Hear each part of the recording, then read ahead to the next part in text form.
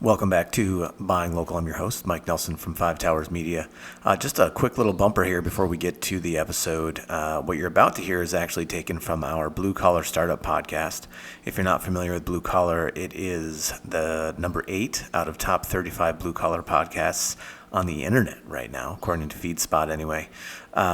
We've been recording that show for a few years. We focus mainly on the trades, business owners, problems they have, things that affect. We recently sat down with Terry Hubbard from Peak Environmental on that show and got to hear all about his Mobots, which is really cool, bringing robots into the landscape world. And you can hear all about that on the show you're about to listen to. Please check him out. And as always, thanks for listening to Buying Local. Welcome back, everyone, to Blue Collar Startup. I'm one of your hosts, Mike Nelson from Five Towers Media. And I'm Derek Foster of Daigle Cleaning Systems. How are you, Mike? Yeah, you are. I'm good. What's going on? I'm good. I don't know, man. I'm like running around like a, what's the saying? Busier than a one-arm paper hanger? Yeah. I don't know if that's PC still, if you can say those things. Yeah, dropping off gear. We met with Nick at People Ease, so we got him his gear and those guys over there. So I got a new golf shirt. I don't golf. And like I literally have not swung a club in probably 10 or 15 years, and I got roped into doing a charity tournament next week. And so I'm like, I had to go buy golf shoes. I got to buy a glove. I bought the glove. I'm like, I don't even own a polo, for Christ's sake. You know that's not going to help you play any better, right? No, it's going to be terrible. I'm still going to smash that ball. Don't you worry. I'm an athlete. Get out of that comfort zone. I'm an athlete. There you go. So we should probably introduce our guests today. Absolutely. So, folks, we're joined today by Terry Hubbard from Peak Environmental. Is it Peak Environmental Systems? Peak Environmental? Just Peak Environmental. Just Peak Environmental. Okay, yeah. Perfect. Terry, we're going to let you give us a rundown because you guys do a lot of things, and really excited about today's conversation. And we'll tie in some of the things that Derek's doing too at his company because they're kind of on a similar line and the reasons why and all the good stuff. But give us a rundown about Peak Environmental. All right. Well, thanks, guys. Great to be with you again. I'm Terry Hubbard, as was mentioned, and I own a company called Peak Environmental, and we're in Clifton Park, New York. We are a landscape construction company. We're also a landscape service company, and we do both of those to a certain degree for residential and commercial clients. Currently, right now, we're probably about 75% build and about 25% service. And, I got to tell you, it's just a really, really exciting time to be in the landscape business.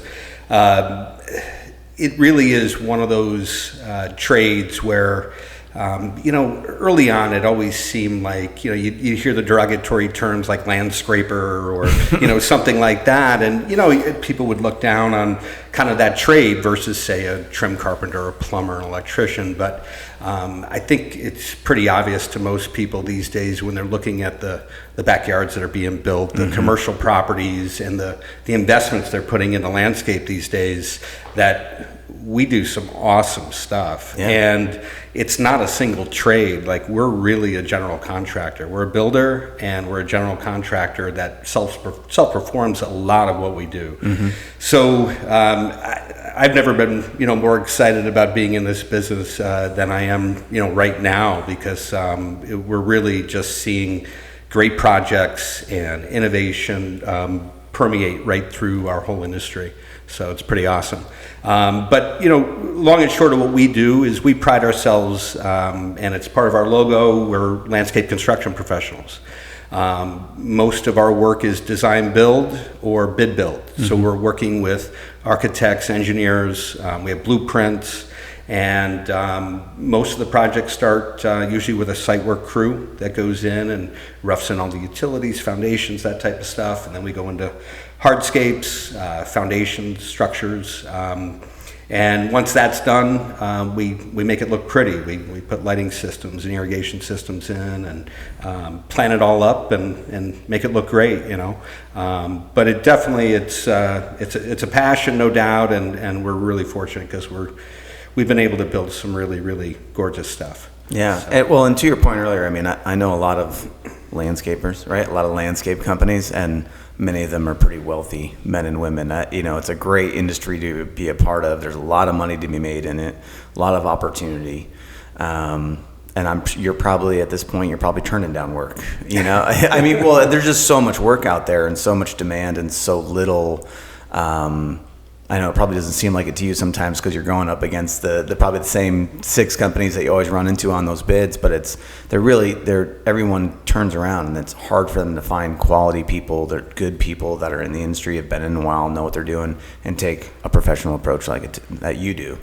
So, I mean, it's, if you're listening, just not in this market, other markets, good. Look in other markets for opportunities. But, so I know that we want to talk about the robots, man. But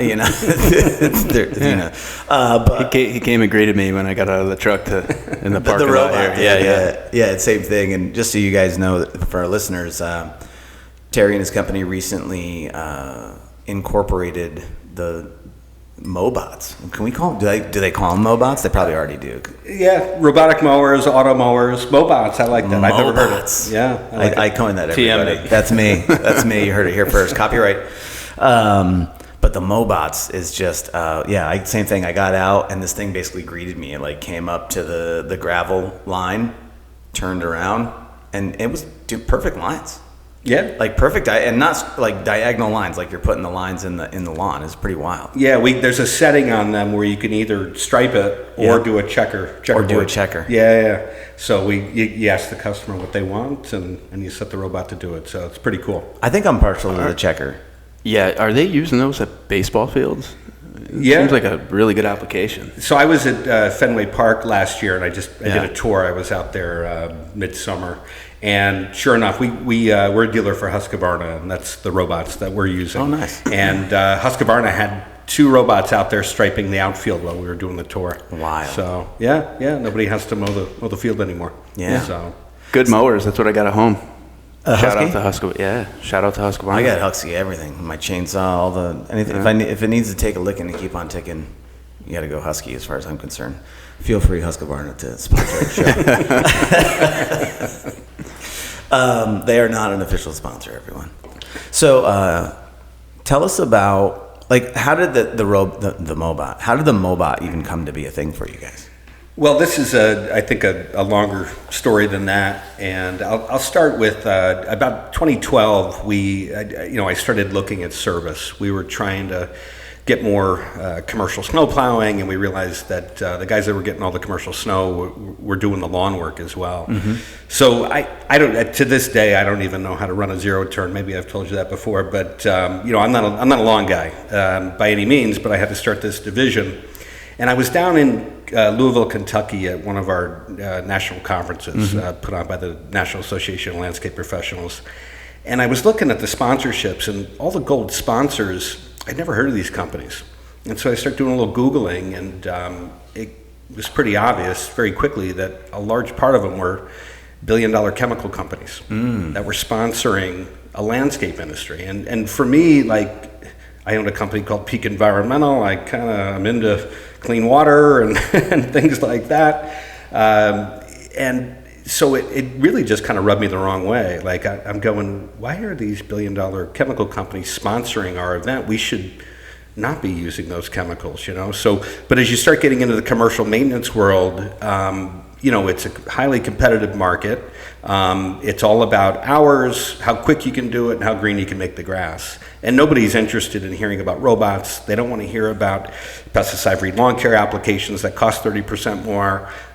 They're not interested. They're looking for a price point, and that's it. So for a lot of years, we were doing what everybody else was doing, right? We're just mow, blow, go, as they say, and dumping a bunch of chemicals on the lawns. And we always use subcontractors for the chemicals. We never really did much in-house at all with that. But as I started really seeing the tech come along, and this chemical process was just the fact that chemicals had to be part of our contracts, that was bugging me. And I was looking for a way to really just change the service offering. And we started about 3 years ago, where we just said to all our maintenance customers, we're not giving you an option. If you want fertilizer from us, it's going to be organic and pesticide-free. And I had one customer decide not to use us for FERT. Everybody else paid 30% more and went with organic, pesticide-free lawn care applications. Nice. Wow. So I moved them all over, didn't even give them an option. Yep. So we started there, but then I started looking deeper into the service. And, if you think about landscapes, part of the issue, other than the chemicals that run off into our streams and rivers and lakes and ponds, is the water that we're dumping on them to try to get this luscious green lawn that everybody desires. And it's the billion-dollar chemical companies that want you to think that you have to have this perfect green lawn. It's like a sign of your manhood or something. Right, right. And it's anybody out there that identifies their manhood with the quality of their lawn, I would just check yourself a little bit. All right, it's good to have hobbies. Honestly, it is, and some people pride themselves and on taking care of their lawn and mowing it and having it look meticulous. But at what cost? Can we really do this for another 200 years?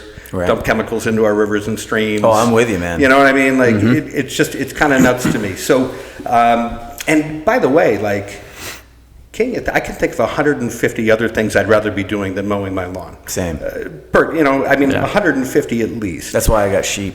Yeah. You got sheep?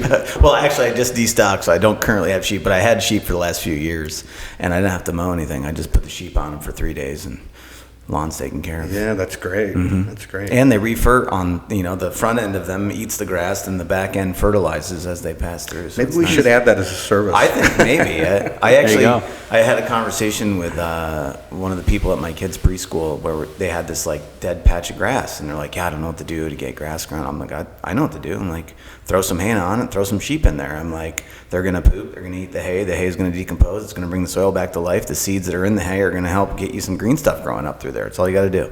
She's looking at me like I'm insane, which I probably am, but I'm like, I don't know, that's what I would do. I'm like, I mean, I might throw down some seed, but I would put some sheep and some hay on it first. Right. So that's just me.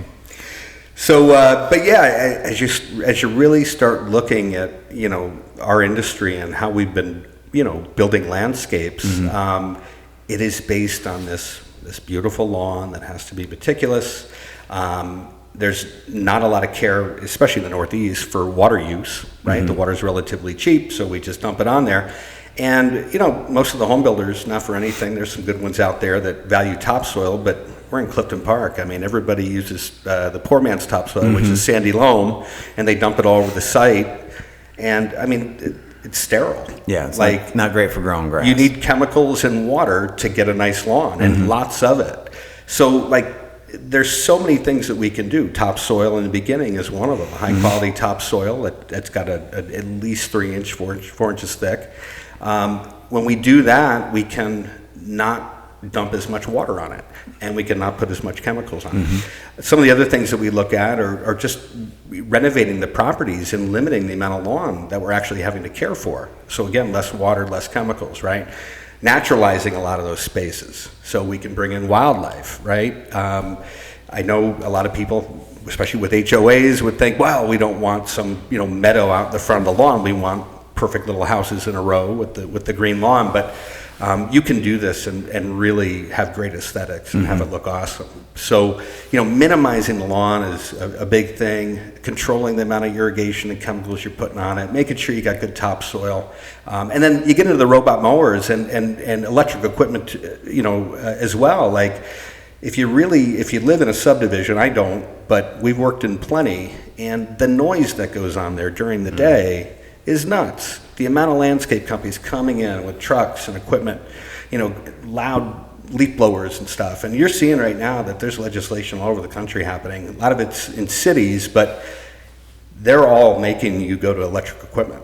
Interesting. Yeah, like they don't want leaf blowers running. And if you're on, if it's a Friday night and you're trying to have a drink on your patio and your neighbor loves mowing his lawn on Friday night, like that could be frustrating. So we made the choice this year as we started introducing the robot mowers. We went to all electric handheld equipment, so leaf blowers, weed whackers, chainsaws, trimmers, everything. And our guys absolutely love it. They're not handling petroleum products anymore, having to fill up and go to the gas stations and all that. It's whisper quiet. They're really efficient. They work well. There's some limitations still with the electric stuff, but like on a large commercial site, the battery power can be limited a little bit. But residentially, no-brainer. Everybody should be using electric. So, Does it save you a lot of money not having to put gas in those machines? Well, you're paying it with the electric bill. Okay. You know, but what about upkeep and things? Because now you don't have the same kind of motor that you do. You don't have the corrosion from some of the oil and the gas. And you know, I think it's definitely in terms of cost, there's a net savings there. Okay. And if you think about like when something isn't running right and they have to sit there and try to start it 50 times and get frustrated and let it sit because it's flooded, you know, like all that doesn't happen anymore. You know, so a lot fewer F-bombs out there. Yeah, you don't need to change the plugs, right? Yeah. The air filter doesn't get clogged. Right. None of that stuff happens. Is there even an air filter at that point? Right. Because you don't have combustion, so does an air filter? I don't think electric ones have an air filter, do they? I'm not sure about that, but I have no idea. I'm no small engine mechanic. No, they don't need air. Yeah. So, but it's just they're super operator friendly. Yeah. So the guys have liked that, and when we go to houses, you know, if you're in a Zoom meeting and your landscapers show up, we're not disruptive to you, you know, because a lot of people work from home. I mean, you guys have all been there, and all of a sudden the guy shows up to mow the lawn, and you're like, oh shit. I know that Mobot outside, I don't think it was making a noise. Very quiet. It was like, I wouldn't have known. It was like creeped up on me kind of thing, you know. So another great point of these robots is, you know, we spec them to mow your lawn twice a week, not once a week. So when grass is growing like crazy in May and your landscaper starts raining and your landscaper doesn't show up for 10 days and it starts to look like a hayfield, that doesn't happen. These things mow rain or shine, and they mow your lawn twice a week. Do you leave them on site, or do you how does that look? How does that work? Yeah, we sell them directly to the homeowners. Okay. And they can just buy them from us. We'll set them up, and then they're on their own. Or very often we're looking to have service packages that go along with them. With the robots, you still have to do some weed whacking, but the cool thing with them is it allows us to start elevating our staff. Instead of having them towing lawnmowers around all over the Capital District and mowing, they can show up and do skilled labor tasks, right? So they're inspecting and repairing lighting systems. They're monitoring and adjusting irrigation to save water. They're doing horticultural work and fine gardening. And our sales guys are freed up to do more concierge type services like pressure washing and the house, cleaning the gutters, sealing the driveway. So we're just able to, with the robots, add just a much higher level of service to our landscape service department. So there's a part of the conversation that I feel like we should have, just because it's a sign of the times. But we were, like we said, we met with Nick from People's before coming over here, and I was telling him we were coming over here to talk about Mobots. I didn't use Mobots yet because I hadn't coined that term yet, copyright, trademark. But, you know, one of the things we were talking about is it's my belief that in a lot of industries that we're going to see more and more and more of things like Mobots or automation through AI and less people-driven systems. People still need to be involved, make sure that the Mobots are doing what they're supposed to be doing, but a lot fewer people, and talking about some of the pressures behind that, right? So, and I'll say the pressures that we identified, so I'm not putting those words in your mouth, and I just wanted to hear if that rings true for you or if there's other motivations behind it. But, you know, one of the discussions we were having is that, I mean, as business owners, we find that we'll say that entry-level labor force is harder and harder to come by. Less people want to do it for the amount of money that we as business owners are able to pay for that. So we have a shrinking labor force there. Right now, you know, I think it's a fact that our migrant workforce is getting smaller, and that farms and construction companies and landscape companies that often rely on migrant workers, whether they're, and I'm not the discussion of illegal or legal, right, but just migrant workers, people from other countries coming into this country to work for the summer and do these jobs, that they're fewer and fewer and harder to find. And so again, hurting that workforce. And just, so really when we look at things like going to a Mobot, or like with Derek's company and his janitorial company, with what, you know, they've got these robots that are mopping floors and vacuuming and doing similar things that your Mobots are doing. I got to come up with a term for your robots. It's actually the trademark name, Scrubby. The Scrubby? Scrubby is that's his name. Amazing. And then the UV disinfection robot is Violet. That's So amazing. They actually All right, they got good marketing. They did trademark We them. got to talk to the people in the Mobot industry.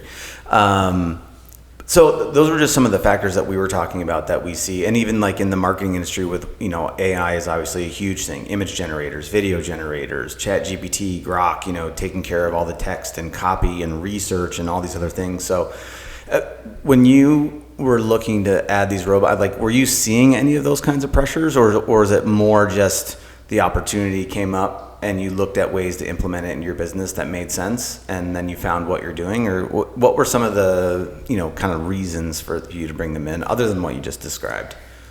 I did a strategy exercise, 5 years ago or something, and I was writing down the problems that I saw with the landscape industry. Yeah. And that's really how it really started to come about, because, between the chemical use, the wasted water, labor shortages, definitely. And then looking at the tech that was available and the things that we could do to actually really do it right. And as I started putting together our suite of services, and by the way, our division is called Green Care. And as I was putting together all of our Green Care services, I just kept coming back to the simple fact that what I was proposing was the best way. That there wasn't a better way to do it. And that's my opinion, and I think plenty of guys could come out and say, hey man, that's not right. But if you want to limit noise pollution, you think about aerating a lawn. Why do we aerate a lawn? Because we're running a big, heavy 1,000-pound mower over it. Right, every week. that soil compaction. Right. You put a robot, you don't have to aerate the lawn anymore. Yeah. You do it once before the robot starts, and then it's good. So you look at the water savings. You look at all the benefits of what I'm talking about, adding topsoil instead of treating with water and chemicals down the road. It's just the right way. I hate to say it, but I feel like the way we're offering our services, we have a moral high ground. And I would challenge anybody to have that conversation with me of why they think their way is better. But if you're concerned at all with the future of the planet and what your kids and grandkids are going to inherit, and what this place is going to look like in 100 or 200 years, I think you'd see my point of view probably has some merit there. I think it's amazing. I really do. I'm not saying that just because you're on our podcast, but I really do. As a person who's very passionate about farming, it really makes me very passionate about the things that we're doing that we're screwing up, right? Like inputs, chemical inputs that a lot of commercial farmers are using, and what it does to the soil, and then running tractors and all that stuff, and how it compacts the soil, and it just keeps going down the line, and then how it pollutes the aquifers, and how it pollutes our ponds and streams. And so I can't take my kid fishing because we've been dumping too much nitrogen in the freaking soil for the last 25 years, and there's no fish left in that pond or in that stream. So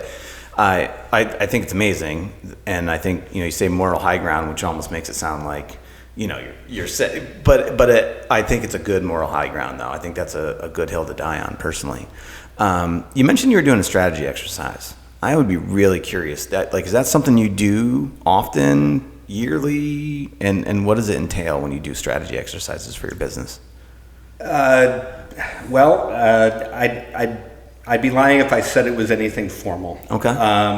Very often, it usually is after I have a few drinks, and I start getting these ideas, or I have an epiphany. And usually, I'm very relaxed, and just things are kind of coming and going. But I'm a note taker, and I write things down, and I go back to them. And we were talking about AI earlier, and that notebook LM I use with Google.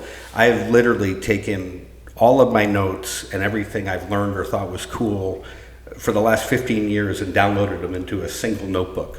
And again, I can go back to that and ask it questions and see kind of what it will pull out. Oh, that's it's a ton of notes. There's book notes in there. I go to a lot of seminars, and I travel a lot and go to landscape industry events and things like that. And so you're big on self-education. There's plenty to learn. So that's a big part of it. Like I'm every quarter I'm in a peer group, so I'm meeting with them every quarter, either in person or via Zoom, and I go to industry events, and I'm there for the education. I listen to all the speakers, and so I've been able to kind of really see what the whole country's doing, what the new stuff is coming out. So it just kind of it was almost organic, where the way it all kind of came together, and all of a sudden I saw, hey, there's a better way we can do this. And by the way, I'm probably going to scare away 85% of the people that want these types of services right now because they don't agree with me. But that's okay. That 15% that agree are really going to want our service, and there's nobody else in my space. Yeah. So I didn't see any other way. When it came time to really delve into residential services, this was the only way. There was no other option. Yeah. And to your point, that 15%, we're talking about the early adopters, right? And so like, it's my own personal view, selling to the early adopters is the best way to get you ahead of the curve, because then by the time the next group comes in, after those early adopters have helped you to like prove your model, now you already have all this experience. Your competitors now are waiting for that next part of the curve, right? And it's like, well, I've already got 5 years doing this. I'm already ahead. I know messaging, I know systems, I know processes, and it's going to take them another 5 years to figure it out. So I love it.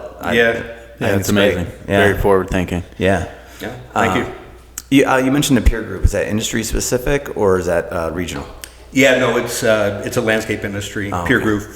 Jeffrey Scott Consulting is what it is, and he's got maybe eight peer groups right now, I think. Yeah. And we've got about 15 businesses in our group all over the country, and it's really cool. We do a quarterly meeting, but it's all about accountability. Business owners don't have, in most cases, somebody there holding them accountable. And what this group does is, you share your financial work or financial goals and your performance every quarter. You can see when you're not doing well. Everyone knows it. They reach out, try to help you.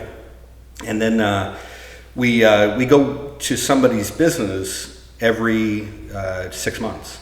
So you got basically a consultant team of about 13 or 14 business owners that are coming into your business, interviewing your staff, looking at your process and procedures, and then making recommendations. That's awesome. Which is hugely powerful. I had them come here to Saratoga in 2023, and you're prepping and you're getting ready. You're like, oh, they're going to love everything we're doing. But business owners have blind spots, and you don't know what you don't know, and very often people don't tell you what you need to know. Yeah. And so they showed up, and they told me what I needed to do, and it was humbling, and at some point I felt like eating my hat. But changes we made in the first week, we were able to double our gross revenue the next month. Wow. We doubled it. That's wild. Yeah. So powerful stuff, powerful group, great people, and you travel with them, and so you become great friends too. Yeah. I'm a big proponent of coaching and using outside consultants. I know we've been talking about it a lot the last few months. I just started working with Bill Tanzi from the OpEx shop. Okay. He's a personal friend. Bill and I have known each other for years, but I was like, operations has never been my strength. Obviously, I'm a sales guy. And I was like, shit, I gotta get some help, man. So I brought him in, and we had one session, man, and he tore me down a little bit. Like you said, it's kind of hard to hear. So it's humbling, but at the same time, it's like, it's hopeful too, because it's like, all right, now this person can help me see the blind spots that I can't see, and it's great. I'm stoked. I've already done a ton of work. I'm channeling my inner Derek. To get all that process stuff writing some done. processes. Oh my God, man! Like every night of my life right now, I'm spending like 5 hours knuckling through. We already had a bunch of stuff, but like no one looks at it. I haven't looked at it in like a year or two. It's outdated. It's blah blah blah. So it's I love it. Constant process. Yeah, I think everybody should engage outside help, at least in a small fashion, right? Would you agree? It sounds like you're... Absolutely. Yeah. Absolutely. And a peer group's a great way to start. Consultants are good, but you have to do all the work anyway, and you pay them a good chunk of money. We meet every 2 weeks in a trio as part, we do our best to, but you've got a team of like 3 guys that, week to week, you can call, email, and get responses. If you want to know what process people are using for a certain part of your operations, hey, who has a process that, about this that you can share, and all of a sudden people are sending you stuff. They'll send you contracts. They'll send you whatever you need, Yeah. And these folks are outside of your market, so it's not like you care about sharing any of that stuff because you're not doing it with a direct competitor. It's someone you're never going to run into on a bid, right? Like, that must help a lot. Yeah, we're all there and happy to see each other succeed. Like we're all rooting for each other, you know? Yeah, I know when I was in the snow and ice industry, we used to go away to SIMA. I don't know if you're familiar with SIMA. And Snow and Ice Management Association, great organization, but every year we'd have, I forget what they called it, but it was like winter in July or whatever. But we go to these conferences, we go to the SIMA conference, and that's what it was just. I mean, there was probably thousands of people at each one of these, huge trade show, but then the learning the things they had, the breakouts and all the things that they had where you could just go and share best practices with people that are not your competitors. So they have no problem telling you how they do every single thing in their operation. They're not sharing trade secrets with someone that's going to be stealing business from them. And it's powerful. I used to love that experience. You come back and you're, from these types of events and you're just absolutely excited about business again. It fires you up. Now, that said, you do have to be really careful because if you come in the door fresh from a trip like that no one else in the business went on, right, or very few, and you're like, we're changing everything. It doesn't go well. What do you mean? People love change, Terry. Pick your battles, right? Or prioritize. They're like, oh man, what's he doing now? Jesus. So, you got to be kind of careful how you roll this stuff out. Yeah. And, but all good stuff and definitely empowering and get you excited. Because I think as entrepreneurs, you need that excitement. You can't get mired in operations, right? You need the next big thing that you're doing. So, and that's what those events do. Which your operations people just love, I bet, right? The next big thing. I try to send them to things now too, so they're coming back with those ideas as well. And, I'll get a little help with change and transformation. So, and I've had to with the robots. I've really kind of outsourced that to our service department and our salesman Joe and our project manager Rob. They went out to Husqvarna and did all the training and have worked with all the tech support guys and all that. So this is their baby. I just kind of teed them up with the idea and and they get excited about it. They love it. And they love the education as well. So it's cool to see them be able to kind of start crafting this thing. Mm-hmm. So, do you find that like I don't want to say the novelty, but the just the newness of the robots and what it can do and just changing up their day, like do they get excited about that? I mean, do they like that, or was it a hard transition into moving away from how you were doing things to implementing the robots? Rob's one of those guys that loves mowing a lawn, and that's great. But at the same time, I think he really did like the technical aspect of installations. And, we have dashboards that, we can see how the robots are doing, if they're throwing any codes, if they've got issues of any kind. So there's a whole technical component that he's also very excited about, So he realizes where the industry's going. He understands it. I've been talking about it for a while. It's for the right people. I think it's opportunity, right? And it's growth. So whether it's personal development and also just growth for the company and the service department. So how does it? So Derek was showing me his system for his Violet and Scrubby, where they use LiDAR, which is amazing to me, to map out the facilities. And they create a map of it, and then legitimately he can operate it from his phone. Like he can send the robot out, he can see what it did and get reports, and it's a great accountability piece, I'd imagine. How does the Mobot map out the property? Like, is it using Google? Is it using do you have to go there and give it parameters? Like, what does that all look like? Nobody knows. Big secret. Well, trade secrets. I don't know. That would be a question for Rob or Joe. I do know that they do all the setup on their phone, and they're able to adjust right on their phone, like where it's going to mow. They're able to set up, I think, like quadrants, and they can, have it mow one quadrant more often than another. That type of thing. So there's a fair amount of controls. And then the homeowner gets the app for it as well. Is that how that works? Yeah, and it depends on the level of service they're looking for. Some of them don't want to get involved with it, and then we're out there. And usually the first week, you've kind of got you find a few things that the robot doesn't like, and you've got to go out there and mess around with it, and get it trained essentially. And you may need to adjust the landscapes a little, but other than that, these things are pretty autonomous. Once you get them going, and running good, they're just out there working. And I've got one in my house now, and in the mornings I get up and I've got my coffee and I'm looking out the window and looking to see where I'm mowing my lawn. Yeah, I'm looking to see where he's at and how he's doing.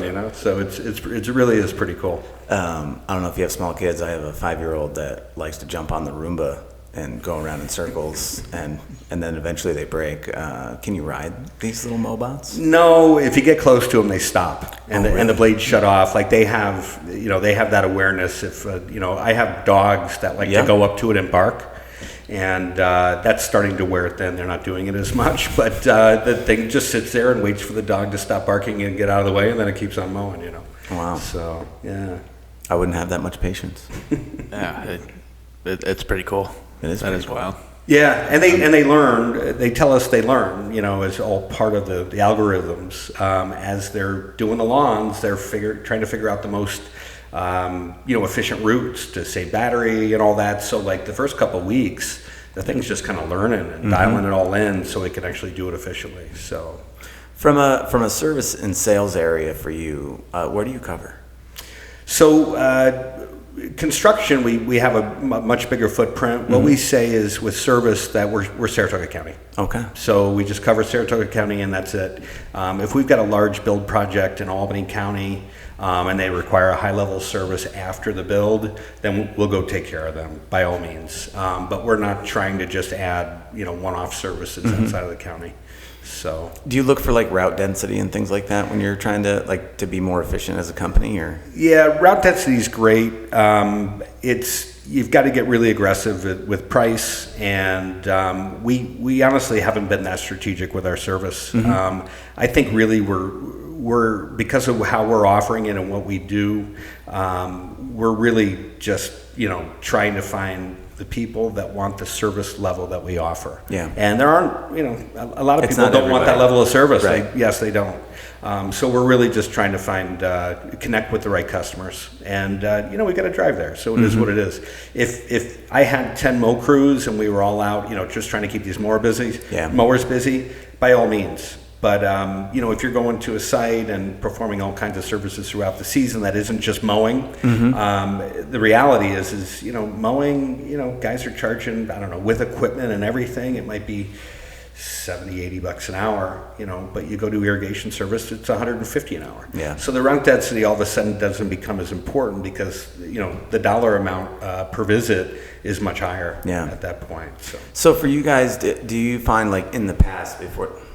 My mic just got funny on me. In the past, before the mowers, or before the Mobots, I'm sorry, did you find that like the mowing was kind of that like easy sale in, and then you would try to pick up the other services as far as like whether it's irrigation or whatever else you want to sell to them? Like, we really just started delving into the residential market in the last few years, and really it's most of our services come through our build clients. So we go build a project for them, and then we're selling them on services after it. Okay. So before that, it was really all commercial. Interesting. And so our green care really it's been customized for residential. So, and we can expand it to commercial, but there's some limitations there with larger properties and complex layouts of sidewalks and things like that. Yeah, I was thinking about like the Wilton Target DC over there, like it's a perfect space for robots, but it's huge. Yeah. And like, what would that look like from a? Yeah, that's where you get into the large commercial robots that you see at Fenway Park. Yeah. And those things, they're just to buy them, they're $35,000. Oh, I bet. And then you got to install them and program them and all that. So there's a whole commercial division that handles it. But how big are those units? I think they're probably close to 3 feet wide. Oh, wow. So they're probably doing close to a 36-inch swath. So it's like a go-kart. Yeah. Right. Like a robot go-kart that's going around mowing your lawn. They're sizable. When you come up on them. Yeah. Wild. I know. Let me just look at. How are you doing with, training staff or bringing staff on, Terry? Did you have to change anything up, with the addition of the robots, or how does that work for you when you bring somebody new on? So we spend the winters usually doing a day of training every week, as long as our snow plowing services allow it. So we're with all our core people 8 hours a day, once a week for about 13 weeks, give or take. And we usually do a whole curriculum in the wintertime because it's the perfect time to train and get everybody, kind of fired up for the spring. And we kind of lay out the guidelines of what we're expecting from them, in the spring. We talk about our production hours, and if they think they can, here's what you hit last year, can you hit a higher amount this year? How you going to, set up your trailer and make sure you have all the tools. But, one of the things I do is yearly I show everybody this documentary by Sir David Attenborough. Do you know that guy? No. He's the guy who does all the wildlife documentaries. I got a bad impression. Please. It's the rainy season on the Serengeti. You know that guy? Oh, I do know that guy. Yeah, you know that guy. All right. So Sir David Attenborough, he's 95 now or something, but he did a documentary about 4 years ago just about his life on the planet. And the guy's been documenting wildlife for 60, 70 years. And he's showing like him in Borneo at 25 years old. And, and it keeps ticking down like how much wilderness is on the planet. Interesting. Each year. And as the decades go by, how much the wilderness is reduced and how much, our populations have risen and the carbon and everything else. So, but he used to get a lot of guff because he would never talk about climate change in any of his stuff. But, this one, it's a testament of what he's seen, in this time. And so when we bring people in and we're starting with that film, and at the end he goes, look, we can fix this. All we have to do is start to naturalize our planet again. Mm-hmm. We have to, that's the solution to climate change and everything else. We just need to naturalize. So this is why we want to get rid of, these turf monocultures and the chemicals and the water wasting. We want to naturalize more, and we want wildlife around our houses. Yes, some of it can be a nuisance. It is what it is, and you need some lawn. But we show them that film, and that starts to get people to kind of understand what we're trying to do here. And then from there, we start kind of divvying people up into their different divisions of softscape and hardscape and all that. So this year we really went eco-friendly on all our services, and we had our staff all working on projects. We haven't finished it out here. You see we have a little bit of a construction site. But we were trying to contact all our vendors locally and figure out the best options we had for materials and practices that were the most eco-friendly. So things like we can buy really cheap plastic lights, and the carbon footprint from something like that is a fraction of what it is to do something that's made out of an alloy or a brass or copper. So great way to save the money. Also, all you really need is the light bulb pointed at a tree. You know what I mean? So do you really care what's around it? Right. So we're finding things like that, changing the ways that we do hardscapes to capture water and have it infiltrate. So these are the things we're talking about in the winter to try to make our services as eco-friendly as we can. We went through and decided on a whole indigenous plant palette so we could stick with indigenous plantings when people really wanted, that kind of landscape. So, those are the things we're working on in the winter, and then we get out and try to sell it all in the summer. That's amazing. So, yeah. Sounds like high attention to the small details that make a big difference. Yeah, and asking your staff for help. Yeah. I think that's something that I probably struggled with for a lot of years. And but once you get them involved with that product that they're delivering, and they have a say of who they want to work with and what vendor and what material, all of a sudden you got some pretty good buy-in. Yeah, it's like you're giving them some ownership of things, right? That's right. They get to make some decisions, be a part of that process. That's right. Yep. Yeah, that's amazing. I know that we're getting short on time. I don't want to keep you here all day, and I know there was a lot of things we wanted to cover. Was there anything that we haven't covered that you wanted to?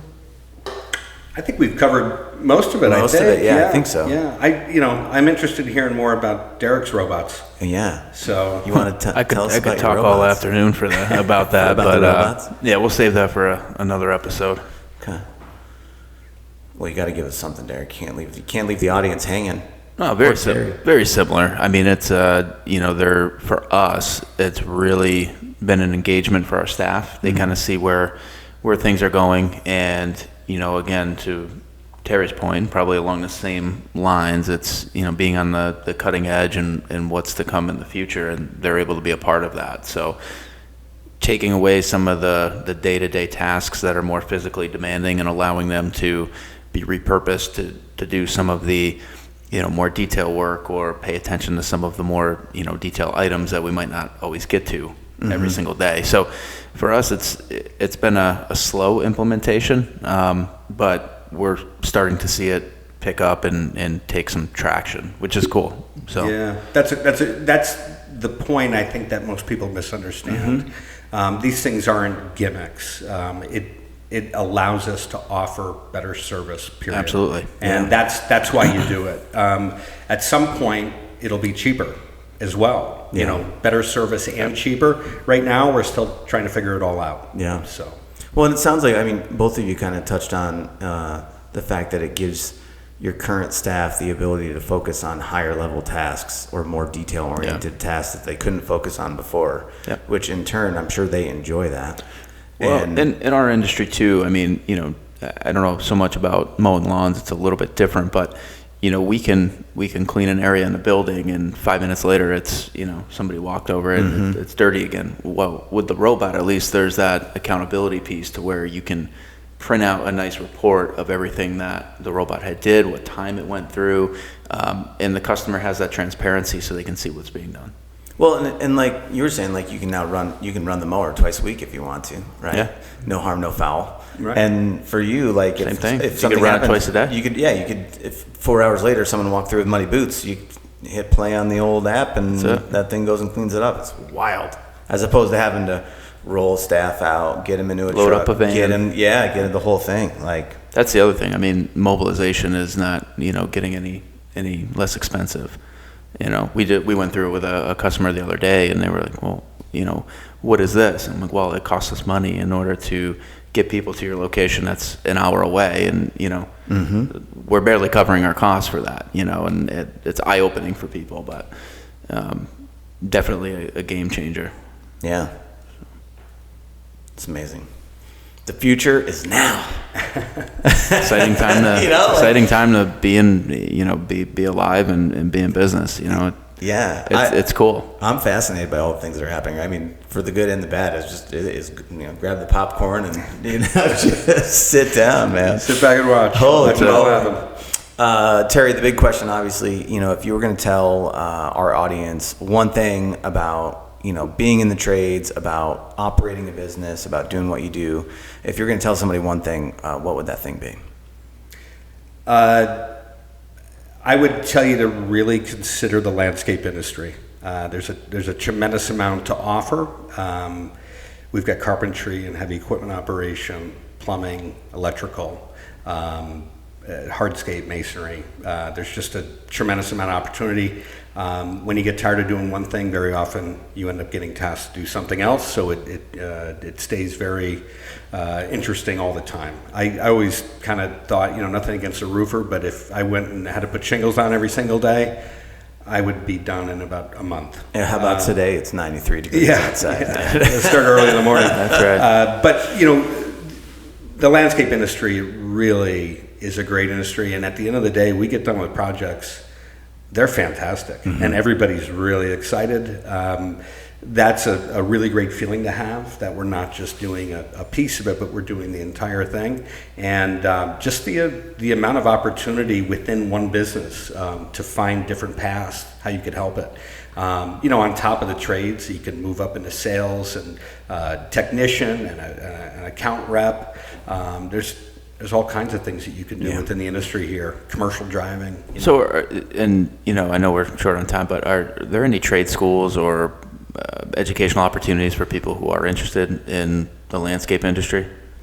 So NALP, which is the National Association of Landscape Professionals, they've got some really good certification courses that you can do to become a technician, or someone that's doing the maintenance, also someone that's building. They give you courses on irrigation, lighting, and hardscape construction, that type of thing. So they've done a great job with it. We've also found some leadership courses online that we've sent our guys to that are helpful. And then the industry events are loaded with learning. So the more you can get your people out to those events, the better. It's awesome. Well, we'll have to have them on the show. We Yes, just had we Kurt from the RV Technical Institute, and they train mechanics to work on RVs. Oh, is that It was right? a very, very interesting episode. I don't think we can use the word mechanic, though. I think we have to use the word technician. Technician. Because mechanic might imply the engine work, which is not involved on the... That's true. And you're going to be a technician pretty soon. I am, yes. So- He offered to give us the program, so I'm going to do the program. I'm really excited about it. I love learning, so why not? Yeah. And I have an RV, so I'll be able to work on it myself instead of paying someone else $200 an hour. There you go. Terry, if people want to learn more about Peak Environmental, how do they find you? Check out our website, peakec.com, and I'm on LinkedIn as Terry Hubbard. So check us out. Awesome. Are you guys on the social medias these days? Or? Yeah, we're on Facebook and Instagram. We don't post a ton, but Yeah. once a week usually. That's about all you need these days. Yep. It's awesome. Appreciate the time today. Yeah, thanks for joining us. Yeah, it's been great, guys. Appreciate Yeah, it. Thank you. Thanks everybody for listening. Of course, thanks to our sponsors that make all this stuff happen. Like I said, I think it's like the 5th time we said People's in this episode, but we just met up with Nick from People's. Who else we got? Bonaccio Construction, Thank you. Catamount Consulting, Martin Electric, the Michaels Group. Michael's Group, MLB Construction. One of these days I'm going to print out a list I can actually read something nice about. That's okay. We're working on it. We're It's working a on work it. in progress. Oh, We both have day jobs. That's right. Thanks everybody for listening. We'll talk to you soon.